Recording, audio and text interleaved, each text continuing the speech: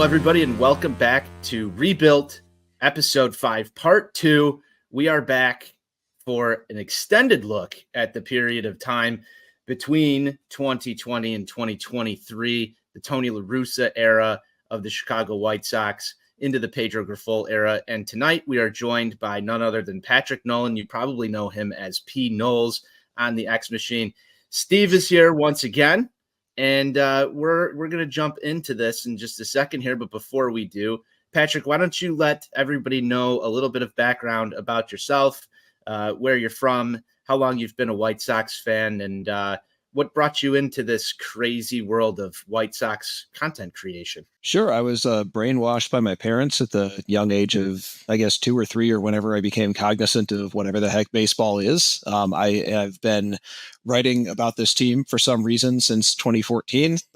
Used to be doing team previews over at Southside Sox. Then when Jim hopped over to Sox Machine, I came along for the ride, and not pumping out as much as I used to. You know, life's gotten real complicated, but definitely glad to chip in when I can over at the Sox Machine.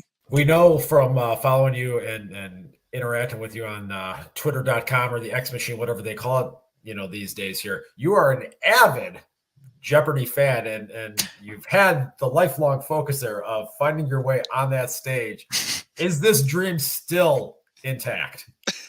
I guess it's intact unless I've been blacklisted without knowing it. And, believe it or not, this is, despite how long I've been complaining and bitching and moaning about this is actually a more recent obsession. Not until maybe 6 years ago did I even really care about Jeopardy at all. I think a lot of people who get on are like these like lifelong people who like, oh, I watched the show with my grandma every day when I was just growing up. And I just like, I joined a trivia league and I was really bad at it. It pissed me off. So then I started to like get really like obsessive about it. And that's how I've kind of gotten into it. But, just through like spending as much time as I have working at that's kind of what's fueling my motivation to kind of give it a test. So I guess maybe some people have more of a claim to it than I do, just from in terms of time of their life spent on it. But I'm still just as eager as anybody, I would say.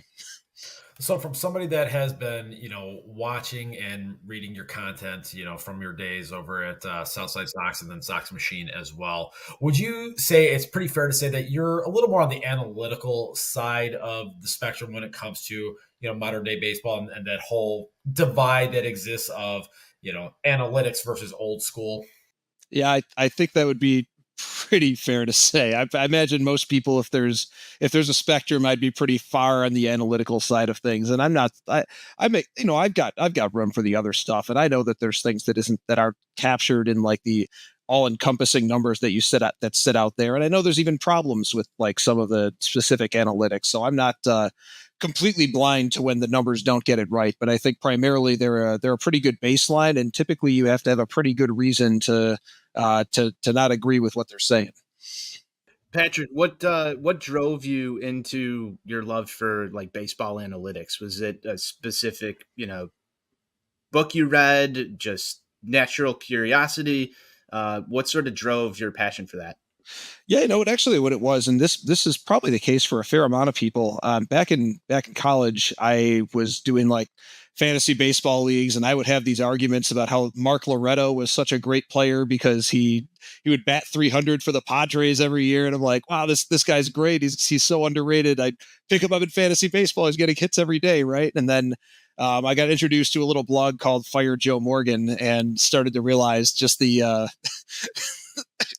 they weren't making fun of me, but they were making fun of people making the same arguments as me. And I was like, okay, well, these guys are funny, right? Like, so they make pretty good points. So maybe it's time to get a little bit smarter and, start to learn about the stuff that they're talking about. So that's kind of my baseline for when I got into it. So this kind of period that we're going to talk about here, 2020 to 2023, I think is in some ways a little bit of a microcosm for that divide that exists with the modern day baseball fan here. And we look at some of the things that took place in here. There was a lot of debate and a lot of conjecture that happened on Twitter and on various social media platforms, post-game shows, and any form of content creation that was surrounding the team. There was a huge divide that would take place on it. So where we kind of want to start with things here is, going back and looking at the quote unquote opening of the window. in 2020, the pandemic shortened season, you see that team get to a point where they're actually in first place kind of towards the end of that season right there. And they're in a position where they look like they're going to finally break that playoff drought that had gone since 2008. One of the things that a lot of people online were very mad about during that time frame was that the team didn't do more at that trade deadline to try to fortify that roster there. Where were you kind of at in that debate at that time? Did you think that they really dropped the ball by not being aggressive? Yeah, specifically at the trade deadline, I seem to remember there was a lot of interest in Lance Lynn at that point, which of course became a reality the following offseason. And clearly, adding another, I mean, their plan for game 3 pitching, we'll get to that, I'm sure, at some point, but they didn't have like a third guy they could confidently run out there. So I think they certainly, even if it wasn't somebody who cost as much as Lance Lynn, they certainly could have tried to find somebody who fits the bill a little bit better and made that postseason run and took it a little bit more seriously. We were all starved for excitement in 2020, and it would have been better to feel a little bit better about that winner take all game in Oakland. But as far as fortifying the roster is concerned, I actually really did like their offseason leading into 2020. In my view, that offseason was not the mistake. It was everything that came before it and after it. I mean, they should have worked harder to fortify right field. Like Bryce Harper was out there, and gosh, I know it's like 29 other teams can blame their team for not signing Bryce Harper, but that was a situation where they were in the window, the fact that they reset their payroll, and one of the biggest stars in the game is right there for the taking. And even after that, after 2020, George Springer became available. He could have helped solidify that position. They had a hole at second base after the Nick Madrigal trade, and Marcus Semien sitting right there. And perpetually, you can't be mad at your team for not getting the guy every single year. But when you never get the guy, it starts to feel like you could have done more. And I think that's probably my biggest problem with their approach to roster building throughout this rebuilt period. And I think that's a pretty well done summation there of the concerns and really the angst that a lot of us had about that. So you kind of talked about game 3 there a little bit. And this was, again, something that got a lot of people really stirred up in the moment and then immediately following it right there. From your position there, we had your buddy Ken WO on yesterday. He actually, I know, I was taken aback as well by it. Hey, you did it to yourself. I'm a glutton for punishment. What can I say? But he actually agreed with the way that Game 3 was handled by Ricky Renteria. Now, I had made the argument that morning that I felt that Garrett Crochet should have started that game right there. And I ultimately felt that, Crochet's forearm acting up was really the catalyst and was the downfall of that game. I thought that the plan itself was solid. Where were you on that topic? Well, I think a lot of people blame Rick Renteria, which of course is why Ken thought that Rick did a good job. That Renteria did a good job. I mean, he just takes the opposite viewpoint of whatever the mob seems to be flocking to at any given moment. And I was actually by and large pretty happy with it. And I know that there was plenty of things written, including by my blog at Sox Machine. I know that Jim wasn't a real big fan of it, or at least thought that he should have prepped the roster more during the regular season by kind of managing at least a game or two in that style. But realistically, I didn't have a problem with Dunning starting the game. Now that you mentioned the possibility of Crochet starting, that I would have been absolutely delighted with that as well. I think that would have been a good way to go.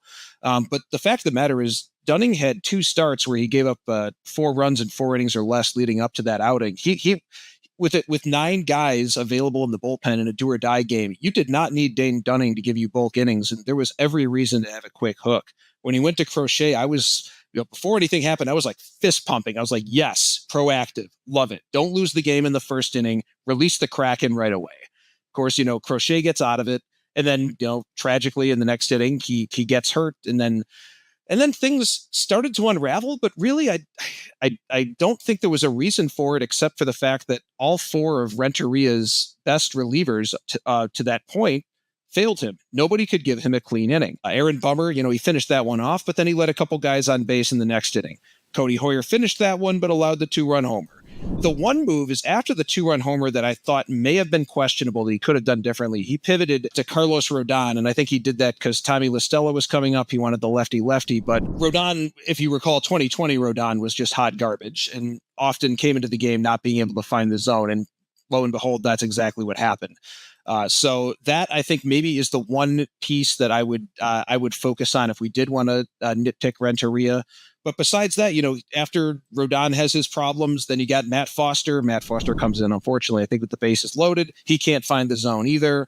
Evan Marshall can't give you a clean inning. Marshall, Foster, Hoyer, Bummer. This does not sound like a murderer's row in 2023, but damn it, in 2020, those guys could get outs. And in that game, none of them gave Renteria the clean inning that could have changed the complexion of the game. So, yeah, was the Rodon thing bad in my opinion? Yes, but I don't blame Rick Renteria for how proactively and aggressively he switched pitchers with a full bullpen in a do-or-die game. And that was actually one of the things that I was very pleased about watching in real time. Like you said, the fact that he did have that quick hook, that he wasn't going to let Dane Dunning just go out there and rot and potentially put that team behind the 8 ball there in that first ever do-or-die game that the franchise had ever played in their history, remarkably. I mean, that's crazy. To even think about that is hilarious in some context right there. So, things unfold the way that they do. They lose that game. I think as a fan base, a lot of us were kind of the mindset, okay, this is just the beginning. We're going to build off of this. They broke the postseason drought. We're going to get back in there next year, and we're just going to keep building from this, and this team is going to be a serious, legitimate World Series contender here. And then a couple weeks after that, the random press conference happens, and we find out that Rick Renteria has been relieved of his duties. Do you think that if you were in the position, would you have retained Rick Renteria heading into 20? I was kind of on the fence about it, and honestly, I could have gone either way. I think that part of me at the time, I was so busy defending him for game 3 that I was like all in on Team Ricky, but it kind of made me forget a little bit that I did have problems with some of the things he had done beforehand. I had no problem with letting him go, but I think that you needed to have a plan to get somebody in there who knew what they were doing. And I remember at the time, I kind of thought Bruce Bochy was an interesting idea, just because he had recently been in a dugout, a very successful dugout over his tenure. Obviously, Hinch and Cora were available, and I don't know. Maybe I'm too maybe I got a stick on my ass or something. But I wasn't too keen on bringing in the cheaters, just because it seemed like that was an indication that maybe they didn't have as much control over what's going on in their clubhouse as maybe one would hope. So I think I also would have been perfectly happy with them kind of doing something outside of the box and giving somebody a chance who maybe wasn't all that familiar a name. So with regards to managers, that I was okay with them getting rid of Ricky Renteria, but obviously I would have preferred a little bit different plan for replacing him. So on that replacement front, then during that press conference or shortly thereafter, the tweet from Bob Nightingale comes out. And a lot of us just kind of laugh it off as Bob being Bob, just hashtag confirmed. Yeah, I love that meme, by the way. It's going to be some nonsense right there. But then all of a sudden, it kind of creeps into people's minds. Like, is this a legitimate possibility that Tony La Russa, after 9 years away, would come back? We all know about the relationship between he and Jerry Reinsdorf, and Jerry Reinsdorf famously saying that the greatest regret he has as an owner is not breaking up a dynasty, but is firing Tony La Russa, or letting Hawk Harrelson fire Tony La Russa. So as all of this is going on, did you think that there was a legitimate chance that this could happen? When Bob Nightingale reports something, I know we dump on him, especially for his league-wide stuff, but just given how close he is to Reinsdorf, when he tweets out something about the White Sox, I can never really completely ignore it, because there's always a fair chance that he's just the first guy who gets the information. So it was kind of like, you didn't want to get to basically, you'd really wanted to see that the bug was dead, basically, underneath your foot. And unfortunately, the bug was not dead. And Tony La Russa wound up coming to the Sox. So I think that I I read Sox Machine quite a bit. And I think when Jim's tone started to get a little bit more concerning about it, that's kind of when I was like, okay, maybe this is something that's going to happen. And it really didn't take much time after that for them to make their decision. So I was in disbelief, but not necessarily because of the Bob tweet. The decision gets made. The press conference happens. Tony La Russa is named the new manager heading into the 2021 season. And this is where a lot of the debate really begins and a lot of the infighting amongst the fan base starts to take place. And I'm not going to talk about the off the field aspects of it. People can have their positions as it relates to that. My concerns were relating to things on the field, concerns about bunting, concerns about relying too much on handedness when it comes to platoons and splits, and things like hitting Adam Eaton second or Leury Garcia third. All concerns that eventually would play out in real time. As you're heading towards spring training to 2021, what concerns did you have about La Russa kind of being away from the game over the course of the 9-year period that he was gone? And then just some of his talking points about trying to be a little bit more old school and trying to dial back on some of the advances that had taken place in the game since he walked away.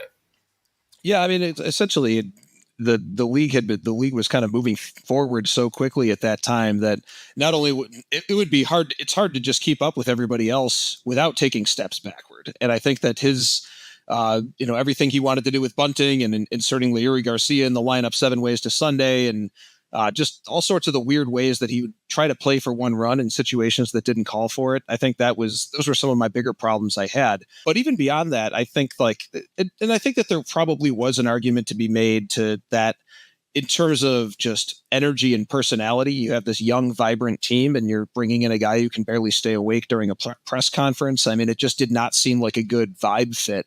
But Steve, actually, there was something you wrote around the time that has kind of stuck with me and actually kind of bore itself out, is that he is just not a young man at the time, and he had been away from the game for I know I threw Bochy's name out there. He had obviously managed a lot more recently, but you have this guy who has not been in a dugout in a decade and is, up there in years. Is there a health concern, just a physical ability to get through a 162 game season with all this travel and all these late nights and all this? And I don't necessarily think there's a connection between that and his health issues that came up later. But I think that just the stamina to get through a 162 game season was something that was very much in question. I thought it was a good point that you made in that piece.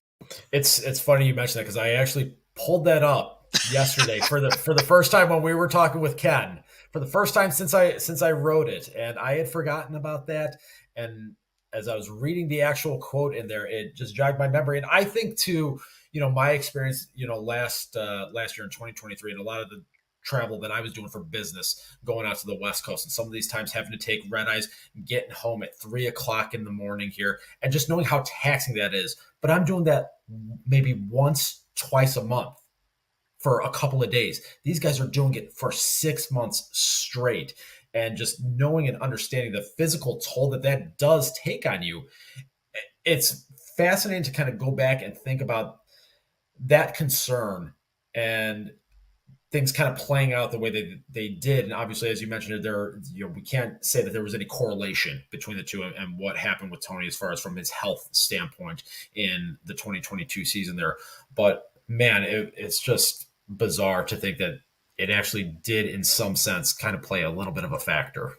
Yeah, no, I think there was a poignant point, and I think it was, definitely a legitimate worry going into things, and certainly, I mean, there's the memes about him falling asleep in the dugout and gives some of the sleepiest press conferences you've ever seen. I mean, clearly the guy was running on fumes at various points, and it's hard to always, have your finger on the pulse of things when you're exhausted and know how many outs there are and know not to send your closer out there to run in the 10th inning, goofy stuff like that. Do you think that there's another manager that could have gotten this team to where they were in 2021 or even exceeded where they ended up that season? No, Tony La Russa, it was a miracle that they even got to 500, and it's because of him. No, I don't think any manager would have gotten them over the hump in 2021. I think it came down to that series was, I mean, certainly there were a couple of tough pitcher hitter matchups in the White Sox starting rotation, and in a short series, anything can happen. I'm not pinning the loss in the playoffs on Tony La Russa really in any way. I mean, any manager I think would have won that division, and so they would have probably been seeded regardless of who's in the dugout. They probably would have finished in the regular season about where they were, probably not a lot better, probably not a lot worse. They just didn't have a lot of competition. But they ran out of Houston. Houston's a perennial contender and just a tough matchup on paper. I kind of thought the teams were relatively evenly matched going in, but that certainly did not seem to play itself out as things unfolded. And the White Sox just had all sorts of trouble getting any sort of extra base hits against Houston in that series. And I don't think that's really something you can pin on La Russa. I think that, credit to Houston's a lot of the ground ball guys they had on the staff, and maybe just the approach the White Sox had not being that great and not being as geared towards getting the ball in the air. A question that I've kind of wondered about. So for people that were not in the Tony La Russa camp, do you think that he got too much blame for things that went wrong during his tenure? Yeah, I think the manager always gets too much blame or too much credit, regardless of the results. Usually it's blame, because I think that you can see the players succeeding, but when the players fail, they're like, "Oh, what's going on behind the scenes here?" I think La Russa was a problem. I don't think that he was the reason that everything just came to a crashing halt in 2022. There was a lot of other factors that played into that. I think that just is almost like the Monstars came in and sapped the talent from several guys. And there's really not much a manager can do about that. I don't think he did anything to help the situation. And certainly I've already mentioned it, but penciling Garcia's name into the lineup every day as he moves towards one of the 10 worst offensive seasons in this millennium was just not something that helped at all. So there were certainly things that La Russa could have done better, but does that take the White Sox from 81-81 into a team that wins the AL Central? I probably doubt it. I think that that's probably just assigning too much influence to what the manager ultimately controls. There was a certain point in time where the White Sox, I forget where this came from, but it was announced that the analytical department was starting to make lineup decisions for him. I don't know if you remember this. I believe it was sometime in 2022. And you still saw some funky things. Do you believe that Tony was in full control of his lineups every single day, or if there was influence from what we would probably consider a subpar analytical department that the White Sox employ?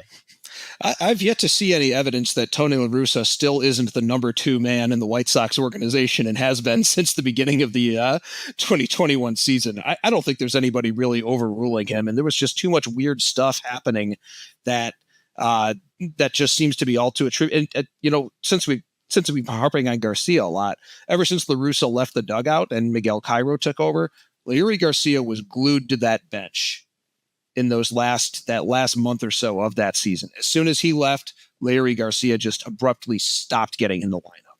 And there is no one who can convince me that there is not a direct relationship between La Russa leaving the dugout and Garcia no longer getting to play in baseball games. And that's what makes me think that he had been in full control of that the whole time.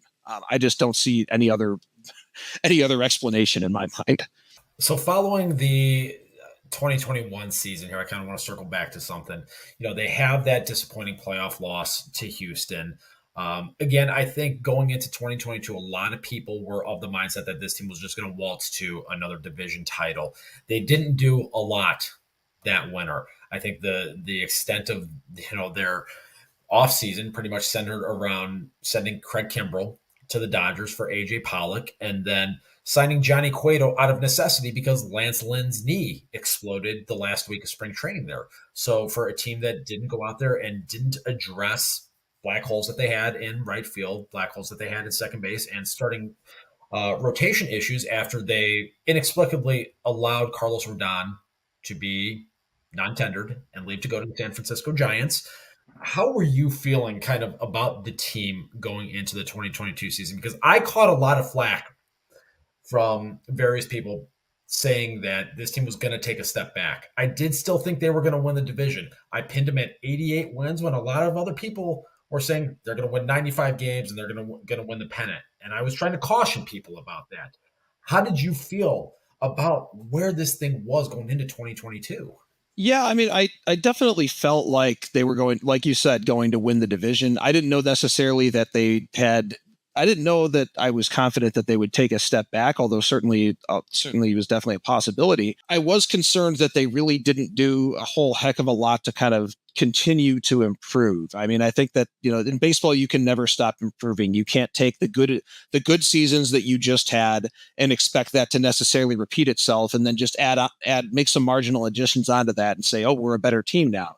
We've got AJ Pollock instead of Nomar Mazara. Was that even the Nomar? No, that was the Adam Eaton year. That's right. Got that all backwards. And actually, I really did like the Pollock trade just because he was coming off, I think, like a 3-WAR season or something like that. And I did think he was a pretty solid addition.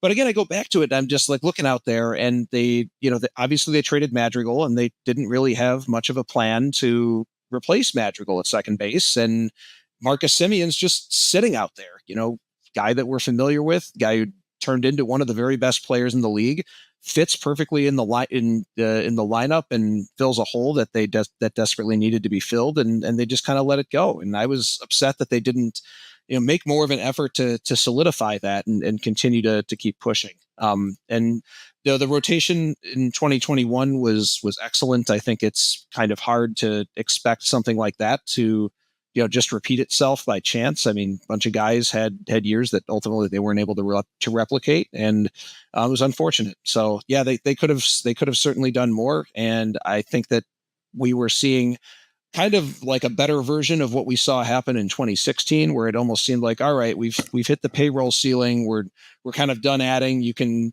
make an addition by trade if you can, and maybe I'll equate the AJ Pollock to like the Todd Frazier trade or something like that. But there really wasn't as much that it seemed like the White Sox were able to, or allowed, like Rick Hahn was allowed to do in terms of pursuing higher end free agents at that point. Was there any one kind of catalyst that you thought was really the downfall for that team in 2022? Yeah, I mean, I think I go back to it. This is during 2022 is really when Tim Anderson started to kind of take a slide, and certainly he's the emotional center of the team, but it seemed like all of his his power had seemed to dry up. He was injured in there, and I think that made it hard to make the rest of the team go. But certainly you had Moncada kind of dive off a cliff. You had Yasmani Grandal just absolutely pancake, similar to what you saw from Adam Dunn back in 2011, where he just became totally useless at the plate. And it's just hard to suffer 3 of your more important players just taking such a big drop in performance while you're still expecting 4 guys in your starting rotation to repeat the season that they just had a year ago. And frankly, it was really just too much for them to all handle, and it all fell apart. But I think that those 3 guys are 3 guys that I look to as being the main reasons: Anderson, Moncada, Grandal. Those guys just did not show up the following year in the way that they did in 2021. You named a couple of position players there, and prior to that, you talked a little bit about how hard it is for a rotation to, continue that from one season to another. A lot of the allocation, as we know, as White Sox fans, went to the White Sox bullpen. Do you believe that it was a spending allocation? There was a spending allocation problem with this roster through what was the probably shortest contention window that we had anticipated as fans? Yeah, 100%. It's really hard to use a bullpen to protect leads that the rest of your team doesn't give to the bullpen. And you're not. The White Sox found themselves too often with relievers sitting high price relievers just sitting there in the bullpen idle because they were losing by 3 runs by the time they got to the 7th inning due to the failures of the starting pitching and the offense. So I think that putting all of that money into the bullpen when there were significant problems budding, particularly in the field, but also I think we saw plenty of cracks come through in the rotation in 2022. I think it was certainly a mistake. And then on top of all that, the bullpen wasn't even particularly that good. Certainly on paper, it was pretty strong. You had Hendricks at the back end, and then you have a couple of, big name setup guys sitting in there. But I think it just kind of shows the the folly of thinking, okay, we can shore this thing up as much as we possibly want to with all this money, and sometimes it just doesn't pan out performing the way that you think it will. Or sometimes maybe even guys have like the right, the good peripherals. Maybe they have like a season on paper, they've got a good WAR, but like all of this, but they're not coming through at the right times just because of how leveraged and subject to clutch performance that bullpens can really mean in terms of wins and losses. So I certainly think that they made a mistake in putting as much resources as they did in the bullpen. With that said, when you look at this as a whole, I know we've sort of dissected some of the managerial decisions of everything, and what impact that had on this contention window. When we look at Rick Hahn and Kenny Williams as the architects of this roster, I'm pretty sure there's still a debate as to who was the actual architect of the roster. But when you dial that in just a bit in your mind, what do you think was the ultimate constraint? Was it poor? Because there was some money spent here. I mean, there was ridiculous amounts of money spent on the bullpen. Do you believe that was more of a Rick Hahn, Kenny Williams plan, or do you believe that they were going to need more approval from the ownership, Jerry Reinsdorf, in order to pursue bigger names? Where do you think that all started to fall apart? Yeah, I'm going to actually choose door number 3 here. I think that their biggest problem was the inability to supplement their roster from within through drafting and development. I think that they acquired these big name guys in trade, and they were close. A lot of them were close-ish to the majors, and you could more or less kind of pencil them as being in part of the lineup in the future. But you really did not see it. It's really just been more of the same since since the early to mid 2000s, where they just have not been able to get guys to come through their system and produce as major leaguers unless they're taken like at the very top of the draft or came as mostly fully formed players, via these higher profile trades. And I think it's a problem. Their depth got tested multiple times. I can't tell you how many. There's been a lot of people with no business playing the outfield just because they've had nobody else to play the outfield. A lot of their batting quote unquote talent had been restricted to first base DH types. So they just weren't really able to produce one of these random guys that winds up breaking out, chugging through the farm system, shows up as an above average major league player. And this is the kind of stuff that happens all around the major leagues for good teams. You get these pleasant surprises. You get these second and third round picks that prove to be a little bit more than what everyone expected they would be at the time that they were drafted. And the White Sox just don't get those kinds of pleasant surprises. So in a way, it is fine, obviously, to focus on Jerry Reinsdorf and the payroll constraints and the fact that he doesn't play at the top of the market, and maybe he wasn't willing to go over 200 million, but he still ran a payroll that was, good chunk above the league median. But at the end of the day, I think it's the failure to really find talent through any other means besides acquiring it from other teams or through free agents. And I think that really undid them in the end. I love that answer. And I'll actually sort of break this down here too. What I'm hearing from you is you believe that the cracks were in the foundation before we reached 2021, because they weren't doing things that were going to be necessary to hit that sustained success window that Rick Hahn spoke of so frequently. So if you had to go out and give a grade in these 3 areas, one being, free agency spending and working the market. 2, the second area would be the trade market. We're talking trade deadline, offseason acquisition.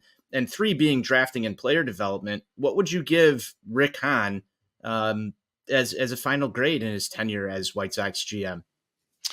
Oof. Yeah. I mean, that's honestly, I'm trying to figure out which one of them would actually grade out the worst.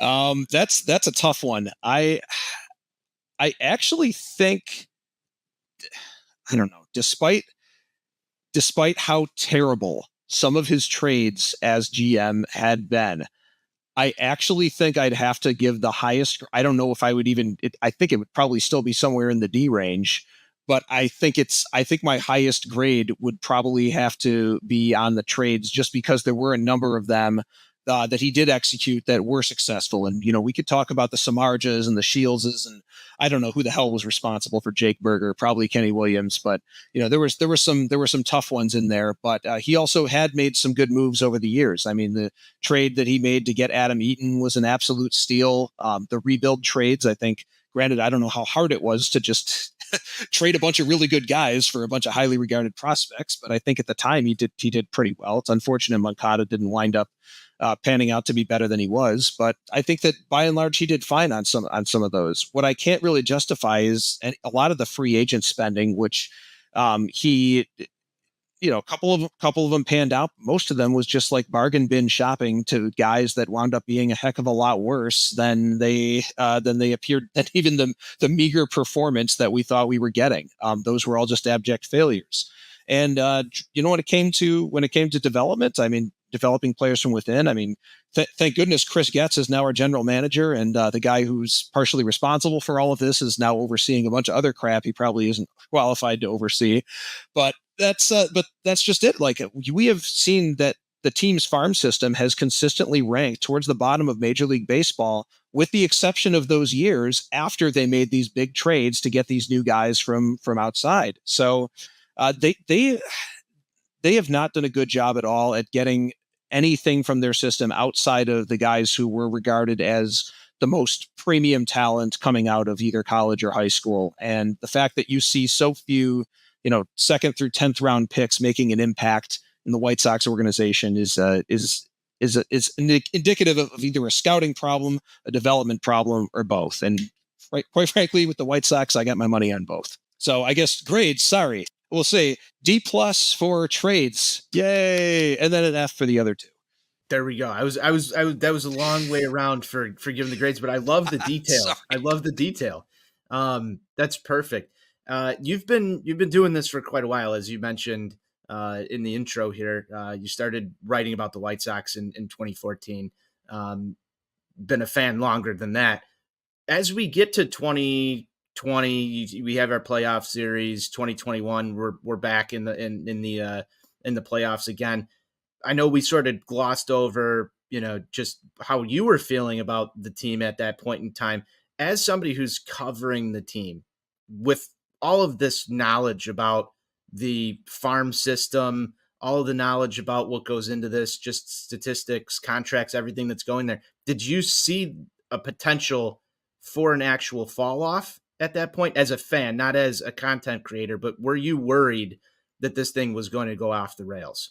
Certainly not to the degree that it did. I was always skeptical of Rick Hahn's comments about multiple waves of talent. I did not see multiple waves of talent that created this sustained success. I kind of thought that in 2021, I'm like, okay, this is going to go pretty well for the next couple years before guys start leaving for free agency, other guys get expensive, and all of a sudden we've got a challenge to build a team. But I thought that at the very least, 2022 and 2023 were going to feature good competitive teams. Part of that is just the fact that the division seemed weak. Part of that is the fact that the team performed very well in 2021, and it really did take a lot of guys falling off for this team really to sink into the abyss. So I will not by any means say that I saw what happened these last 2 years. I did not see that coming at all. I may have been less high on the ability to win championships than some others. But certainly what happened was beyond the comprehension of pretty much, I don't know, I feel like most people following the team as closely as all of us do. Yeah, one of the questions that I don't think we've ever really asked anybody going through this project that we've been on here. And you talk about Rick Hahn and Ken Williams and the decision-making process that goes into it. And it seemed like for the entirety of Rick Hahn's tenure, there were two camps. There were the Hanbots, and then there was the pro Kenny people. My belief has always been that there wasn't really any one person in charge making the decisions here, because that gave everybody plausible deniability. And Hahn was obviously the figurehead for this. He was the one going out there with the catchphrases, talk to me after the parade, the multiple championships. And Kenny largely took a back seat, except the day when he was on the golf cart in Arizona, when Manny Machado signed with the San Diego Padres. Then Kenny was very much out in front of things here. From your perspective there, do you think that this front office that is no longer here, was Rick Hahn fully in charge, or was there really nobody in charge?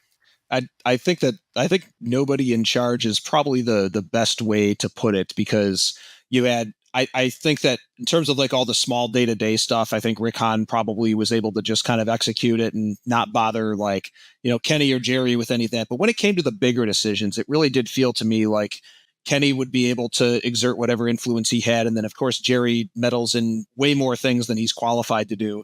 And then once Tony La Russa gets into the room, that's another voice that's kind of, no one's really sure where he fits in the power structure. Like, could Tony La Russa have fired Rick Hahn potentially? I don't know. Like, so I mean, that's a joke, of course, but like, he obviously had Jerry's ear, and Jerry does hold the power in the organization. And I think that there were certainly some folks that were brought in due to the influence of La Russa. I think a lot of people are pointing to like all that money that was spent on the bullpen, and that might have been just kind of a product of an era gone by. But it really, the chain of command was just totally warped, and it would be, I don't think we could say any one guy was in charge, because I think it really just depended on the decision and probably on how much each of these guys felt strongly about a particular portion of the team or a particular player. So with that being said, obviously, you mentioned a little bit earlier your thoughts on Chris Getz and his ascension to the role now as the lead decision maker for our beloved Chicago White Sox.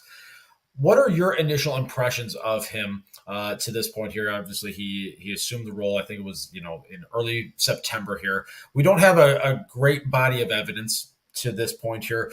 We've got some good quotes. Everybody likes to talk about the "I don't like this team" quote. And I've kind of taken it akin to the people that were happy when Tony La Russa got fired, that automatically just loved what Pedro Grifol said.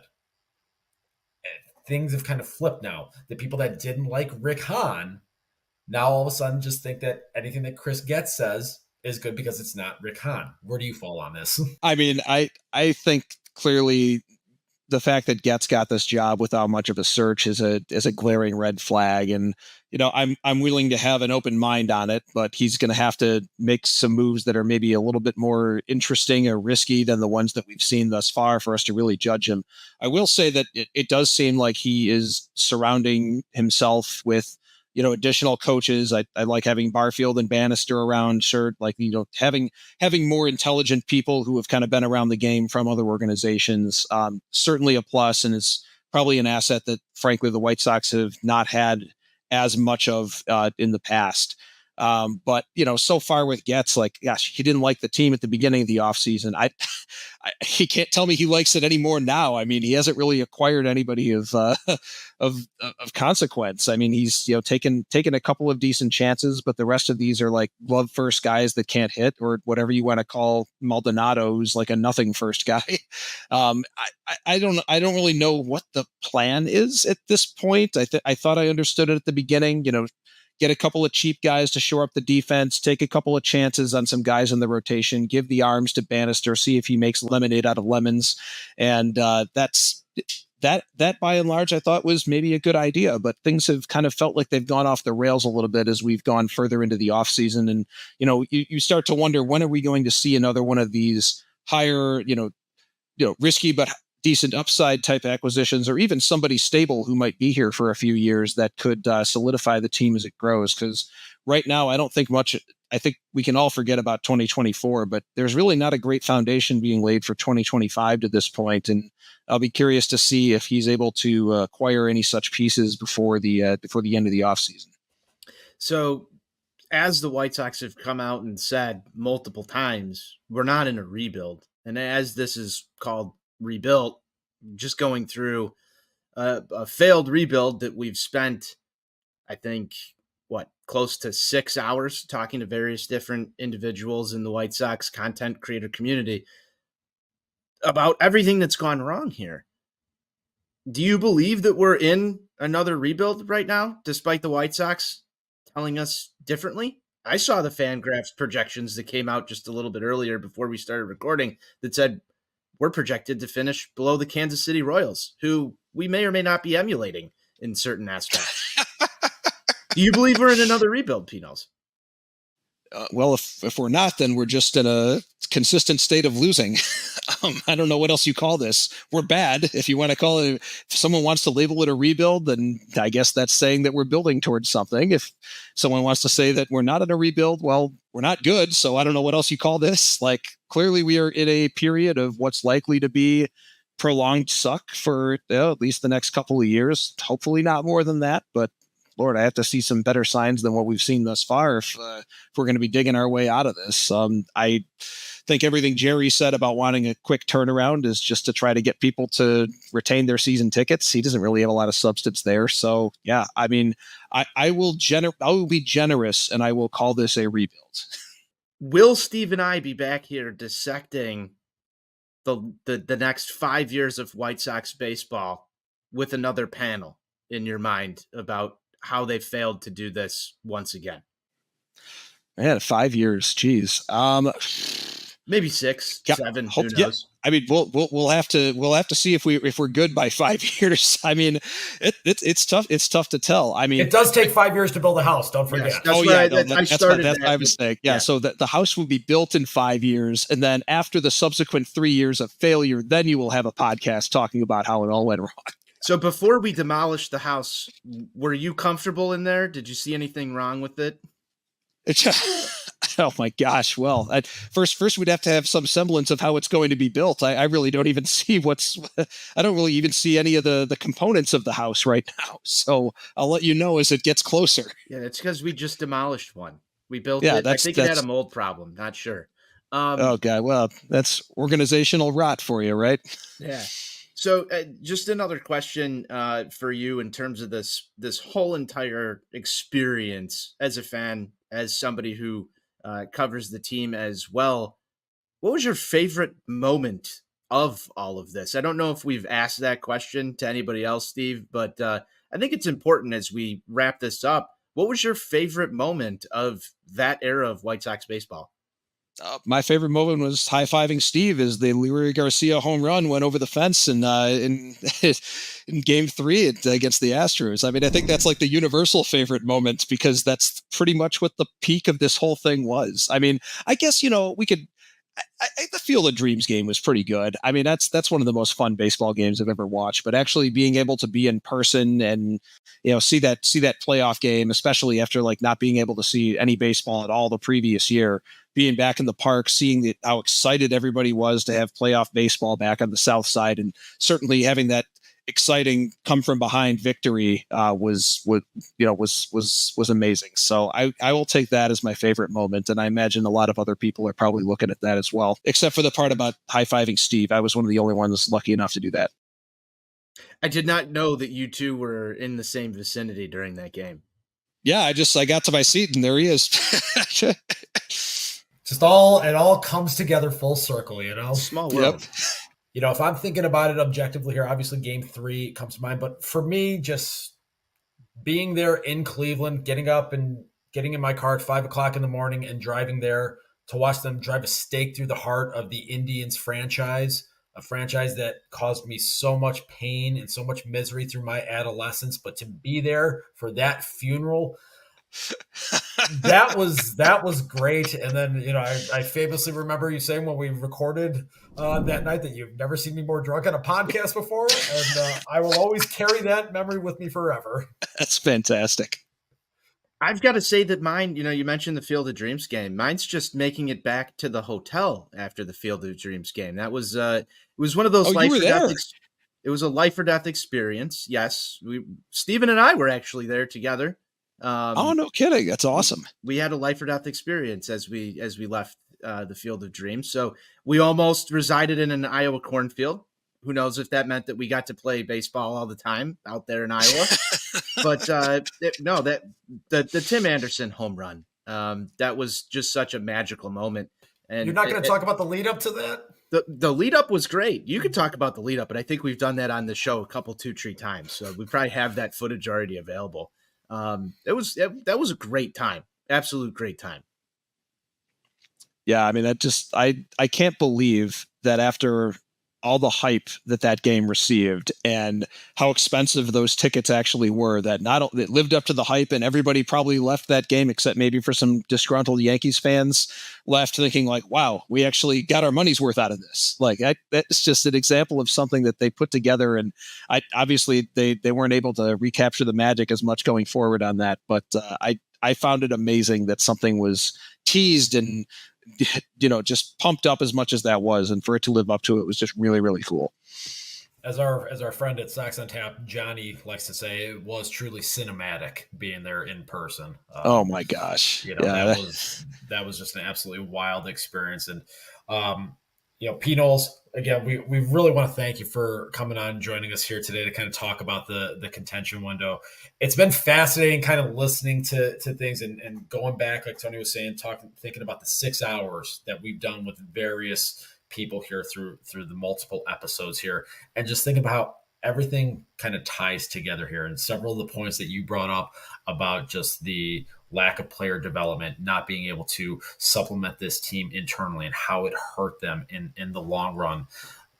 So many of the things that we talked about in earlier episodes just continue to rear their ugly head. And that's a big part of the reason why we wanted to do this in the first place, was to go and just do a comprehensive look at this period of time in White Sox baseball from 2016 to where we are today. And I think a lot of us are going to look back on this era with a lot of what ifs.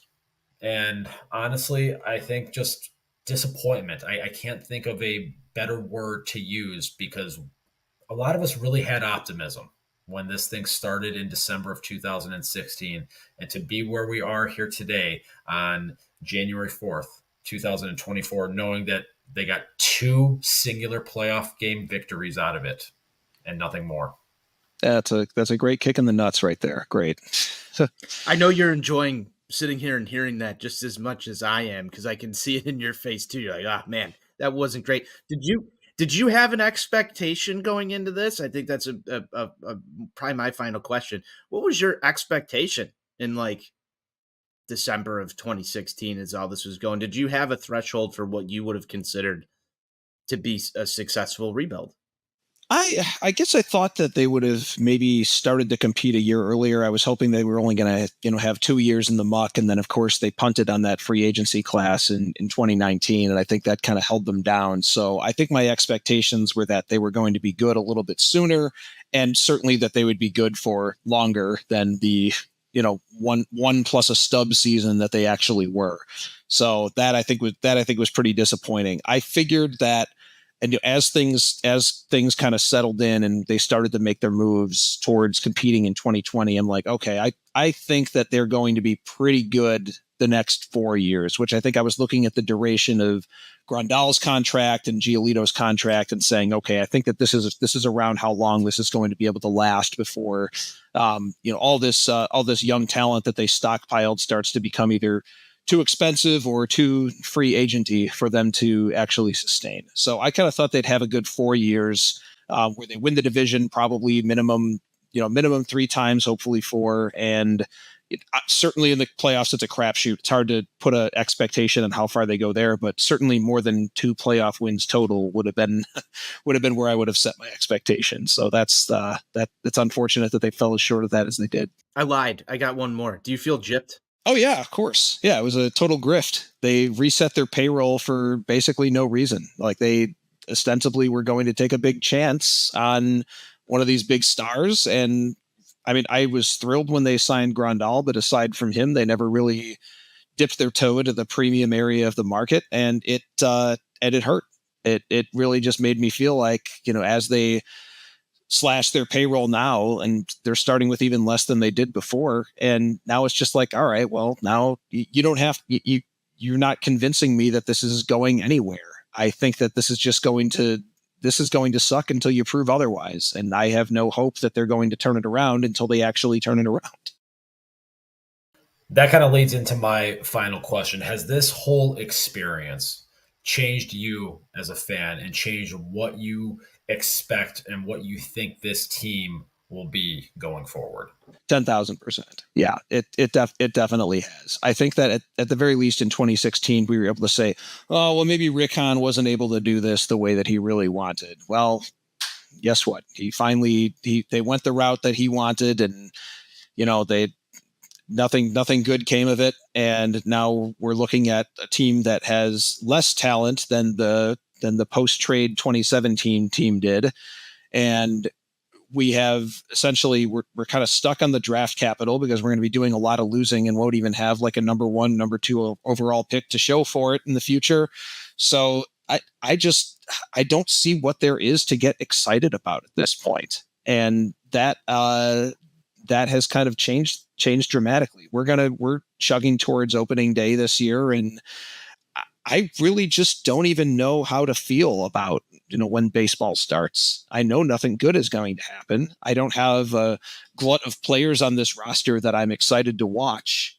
So I'm probably the least fired up that I've ever been about baseball coming back in the entirety of my life this season. And that's tough to say out loud, but it's the truth. I think I echo those sentiments. I say all the time that the toughest thing in sports is to be a diehard baseball fan of a team that gives you no hope. Yep. Because that's 162 games that you have that we're talking about sitting through. And Lord, I mean, I'm sure I'm going to watch plenty of them as the season goes on, but it's probably going to be less than it has been in the past. Because quite frankly, like I want to follow the team. I want to keep up with what's going on, but I don't. There's a lot of better ways to spend 3 hours than watching a team that you've loved all your life get just absolutely demolished. So I'm not hyped, and I don't think anybody else really is either. I think that is the perfect bow for episode 5 of Rebuilt. P. Knowles, Patrick Nolan from Sox Machine, thank you for joining us here tonight, giving us some of your insight, some of your perspective on the contention window from 2020 to 2021, and then the subsequent cratering that took place the last 2 years. It was an experience, but again, really appreciate you taking some time for us here tonight. Yeah, sure thing. It was fun, guys. Appreciate you thinking of me and having me on. Absolutely, thanks. Patrick. Thank you. Take care.